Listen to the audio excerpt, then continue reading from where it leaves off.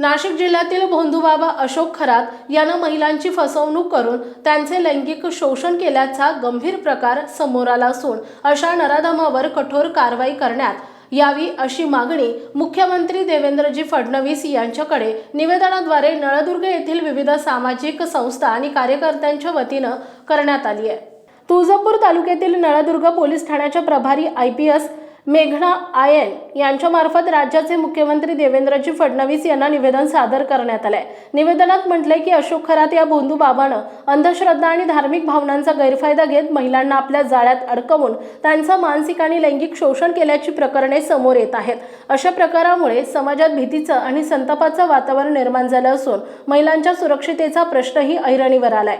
त्यामुळे अशा भोंदूबाबांवर कठोर कायदेशीर कारवाई करावी अशी ठाम मागणी करण्यात आली आहे। या निवेदनावर परिवर्तन सामाजिक संस्था नळदुर्गचे सचिव मारुती बनसोडे, ज्ञानकिरण सामाजिक संस्था अंदूरचे अध्यक्ष भैरवनाथ कानडे, पौर्णिमा महिला मंडळ अंदूरच्या अध्यक्षा बबई चव्हाण, दमयंती शिक्षण संस्था नळदुर्गच्या अध्यक्षा सौ सुभद्राताई मुळे, अंबवा महिला मंडळ जळकोटच्या अध्यक्षा कस्तुराताई कारभारी, रेणुका महिला बचत गटाच्या कल्पना गायकवाड तसेच सामाजिक कार्यकर्ते रेवंत सिद्ध कारभारी आणि नागेश चव्हाण यांच्या स्वाक्षऱ्या आहेत। सदर प्रकरणी प्रशासनानं ठोस पावले उचलण्याची अपेक्षा सामाजिक संस्था आणि नागरिकांनी व्यक्त केली आहे। Satish Rathod, RSR news Marathi, Naldurg.